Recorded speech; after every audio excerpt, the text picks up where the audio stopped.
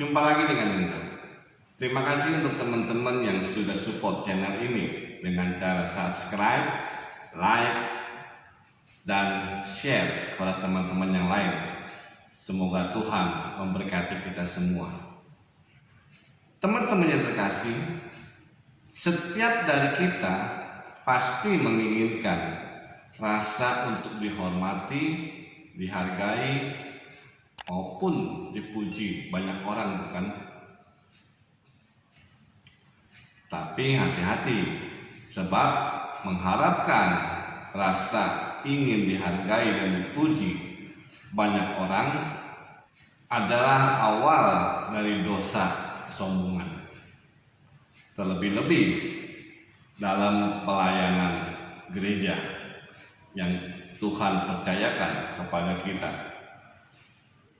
Dengan karunia dan talenta serta bakat yang kita miliki, kita bisa jatuh dalam kesombongan rohani jika kita tidak mampu menjaga hati. Nah, dalam perikop kali ini saya akan mengambil dari Injil Lukas yang bisa kita renungkan bersama-sama. Tempat yang paling utama dan yang paling rendah. Apa yang bisa kita petik dari perikop itu? Yuk, kita baca perikopnya. Baik. Tapi bagi yang belum subscribe, tolong tombol merah subscribe-nya dipencet. Ya, itu. Oke? Sip. Terima kasih. Injil Lukas bab 14 ayat 1, 7 sampai dengan 11. Pada suatu hari Sabat, Yesus datang ke rumah salah seorang pemimpin dari orang-orang Farisi untuk makan di situ. Semua yang hadir mengamat-ngamati dia dengan saksama. Karena Yesus melihat bahwa tamu-tamu berusaha menduduki tempat-tempat kehormatan, Ia mengatakan perumpamaan ini kepada mereka. Kalau seorang mengundang engkau ke pesta perkawinan, janganlah duduk di tempat kehormatan, sebab mungkin orang itu telah mengundang seorang yang lebih terhormat daripadamu. Supaya orang itu yang mengundang engkau dan dia jangan datang dan berkata kepadamu, berilah tempat ini kepada orang itu, lalu engkau dengan malu harus pergi duduk di tempat yang paling rendah. Tetapi apabila engkau diundang, pergilah duduk di tempat yang paling rendah. Mungkin tuan rumah akan datang dan berkata kepadamu, sahabat, silakan duduk di depan, dan dengan demikian engkau akan menerima hormat di depan mata semua tamu yang lain. Sebab barang siapa meninggikan diri, ia akan direndahkan, dan barang siapa merendahkan diri, ia akan ditinggikan. Demikianlah Injil Tuhan. Terpujilah Kristus. Dari perikop kali ini, sikap Yesus terhadap perjamuan yang diadakan orang-orang Farisi pada hari Sabat tampaknya sangat berbeda dari apa yang mereka harapkan. Kenapa? Karena mereka memang berencana untuk menjebak Yesus dengan mengamat-ngamati tindakan Yesus. Kalau Yesus melanggar hukum hari Sabat. Dan benar, Yesus ada menyembuhkan orang yang sakit busung air.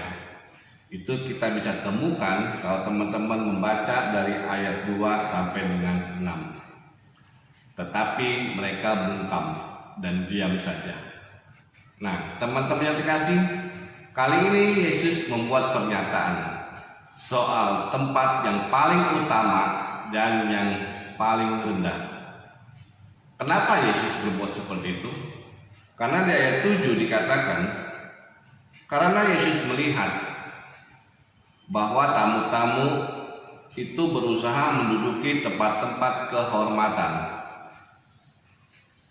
Karena itulah Yesus memberikan mereka sebuah perumpamaan.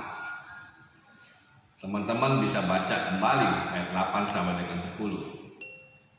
Singkatnya seperti ini.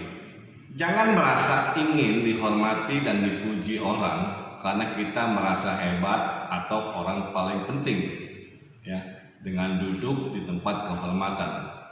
Sebab kita nggak tahu kalau tuan rumah itu ada mengundang orang yang lebih terhormat daripada kita.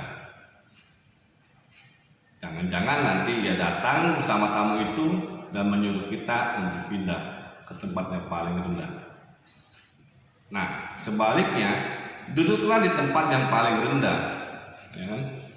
Siapa tahu nanti tuan rumah datang menghampiri kita untuk menyuruh kita pindah ke bangku yang lebih depan. Jadi semua mata memandang kita seolah-olah kita ini tamu kehormatan. Barang siapa yang meninggikan diri, ia akan direndahkan.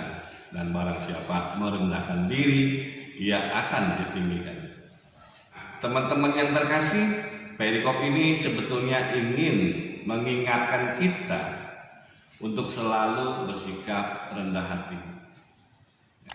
Kerendahan hati berarti tidak memposisikan diri kita ini lebih tinggi atau lebih hebat daripada orang lain.